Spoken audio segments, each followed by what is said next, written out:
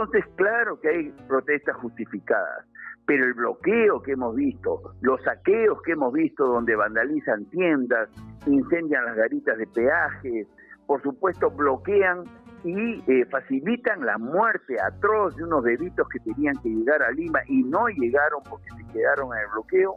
Eso es vandalismo, ¿no? Entonces, qué difícil, Pedro, la situación de la policía y los soldados, que en el fondo están defendiendo también a un Estado maltratador, ¿no? Entonces, es importante, por eso, seguir combatiendo la corrupción y la operancia en el Estado.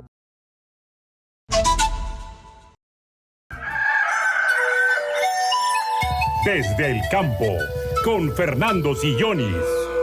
Hola Fernando, ¿qué tal? Buenos días. Pedro, buenos días. Buenos días. En esta oportunidad yo quería discernir la diferencia entre protesta y vandalismo. Y lo digo porque voy a dar unos ejemplos concretos. En el Perú, muchísimos peruanos, millones de peruanos no tienen agua en sus casas y viven en condiciones súper precarias, incluso en Lima. Porque una vivienda de esteras, de plástico, de cartón, no es vivienda. Una vivienda sin agua no es vivienda. También millones de peruanos sufren los pésimos servicios de la salud estatal.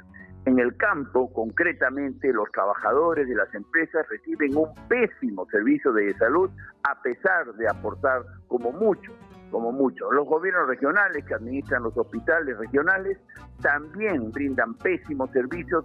¿Cuántos hospitales inacabados por corrupción, etcétera, etcétera? Y lo mismo pasa con los servicios públicos de educación y seguridad, ¿no? Cuánta inseguridad en todo el Perú, cuántos robos, asaltos, violaciones, secuestros, crímenes, y la verdad que la ciudadanía está desamparada.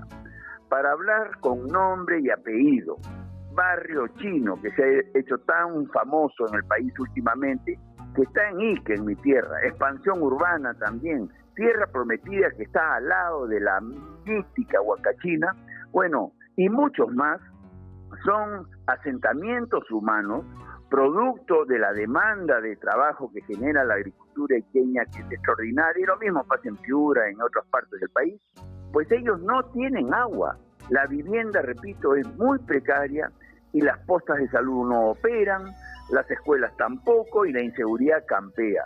Eso pasa en Ica a pesar de la prosperidad, a pesar del crecimiento.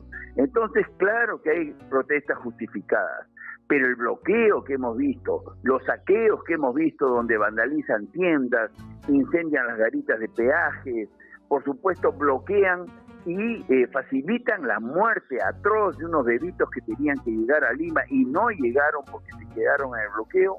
Eso es vandalismo, ¿no? Entonces, qué difícil, Pedro, la situación de la policía y los soldados, que en el fondo están defendiendo también a un Estado maltratador, ¿no? Entonces, es importante, por eso, seguir combatiendo la corrupción y la operancia en el Estado, porque eso no ha terminado. Entonces, protesta sí, vandalismo no, pero qué difícil es distinguir uno de otro en esta situación tan especial, Pedro. Así es, Fernando. Gracias por la comunicación.